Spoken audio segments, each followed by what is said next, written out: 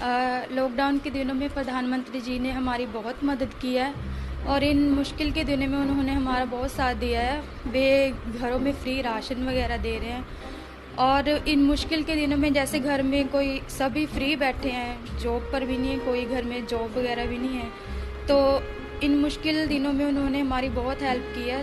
तो वो जन धन की जो योजना है उसके लिए उन्होंने 500-500 रुपये सभी के अकाउंट में डाला है और इसके लिए हम प्रधानमंत्री जी के बहुत ज़्यादा आभारी रहेंगे। 7 बजे से आप लाइन से यहाँ लगी हुई हैं और लगातार खड़ी हैं तब से, तो अभी मतलब 3-3.5 घंटे हो गए आप खड़े हैं। आपको पैसे मिले? हाँ मिले ये रे। अच्छा, तो आपके घर में कौन कौन है? ये खर्चा चल जाएगा आपका? कैसे चल जाएगा सर जी? 500 रुपए में बताओ, 7 जने हैं हम। 7 जने? और आपके पति क्या कमाई करते हैं? मजदूर आदमी है, मजदूरी चलाते थे और अब इस टाइम बेरोजगार हैं। एक पैसे से हम परेशान हैं। अभी बताओ इन 500 रुपए में 1 महीने का राशन आ जाएगा? बताओ चलो, घर में नहीं राशन है ना कुछ। एक मेरे घर जाकर हमारे देखना तो सही कितनी हमें परेशानी है। सरकार कुछ नहीं राशन आपको पहुंचा रही? कुछ भी नहीं है हमारे पास, कुछ नहीं पहुंचा रहा कोई भी। मध्य प्रदेश के एक इलाके में जनधन के लिए पैसा निकालने गई कई औरतों को पुलिस ने पकड़कर बंद कर दिया। पुलिस को लगता है कि ये तालाबंदी का उल्लंघन कर रही हैं। पुलिस अपनी जगह पर ठीक है, लेकिन आप देखिए कि इस वक्त जब काम धंधे बंद हैं, इनके लिए 500 रुपए का महत्व कितना है। और इन मुश्किल के दिनों में जैसे घर में कोई सभी फ्री बैठे हैं, तो इन मुश्किल दिनों में उन्होंने हमारी बहुत हेल्प की है। तो वो जन धन की जो योजना है उसके लिए उन्होंने 500-500 रुपये सभी के अकाउंट में डाला है और इसके लिए हम प्रधानमंत्री जी के बहुत ज़्यादा आभारी रहेंगे। और इन मुश्किल के दिनों में उन्होंने हमारा बहुत साथ दिया है। वे घरों में फ्री राशन वगैरह दे रहे हैं। कभी कोई हम लोग को खाना नहीं दिया है, खाना दिया भी है सर रोड पे हम लोग जाते नहीं है डर से, कहा तो पुलिस वाला मारता है डंडा से। सर दिल्ली में करीब 30 से 35 लाख श्रमिक हैं।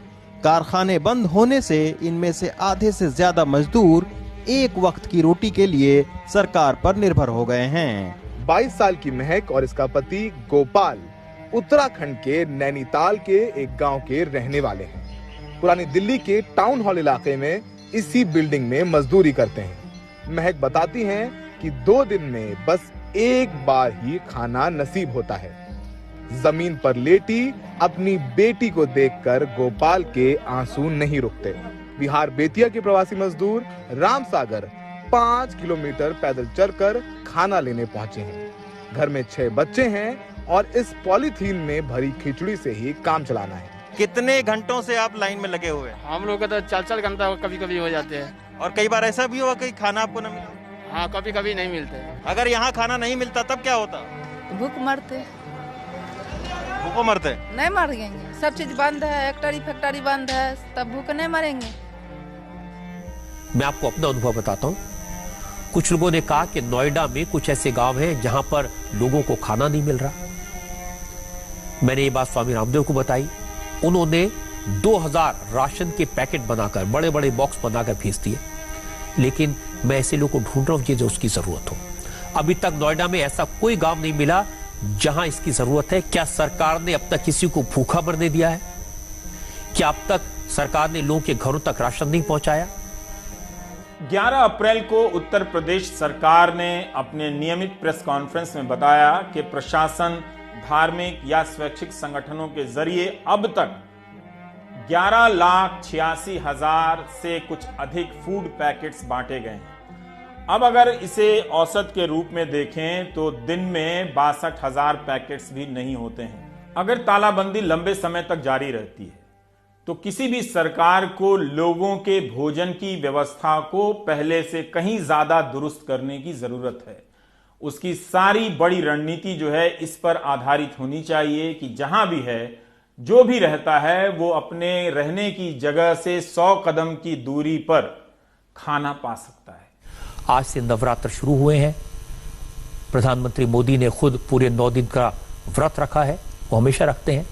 इन 9 दिन में वो सिर्फ नींबू पानी पीते हैं, लेकिन उनकी एनर्जी में, काम करने की रफ्तार में कोई कमी नहीं आती। ये तो हमारी किस्मत अच्छी है कि इतनी बड़ी संकट में, इतनी भयानक स्थिति में हमारे देश की लीडरशिप नरेंद्र मोदी के हाथ में है। सवाल मोदी का नहीं है, सवाल लोकतंत्र का है और चिंता मुझे हिंदी के मीडिया की है। इस वीडियो के सामने आने के बाद सवाल तो बनता ही है, अगर हम करें तो करें क्या, बोले तो बोले क्या। अगर थोड़ा सा भी भगवान ने दी हो तो जरा उपयोग करो। वाह मोदी जी, वाह वाह वाह। आपसे खतरनाक इस देश के लिए कोई हो नहीं सकता।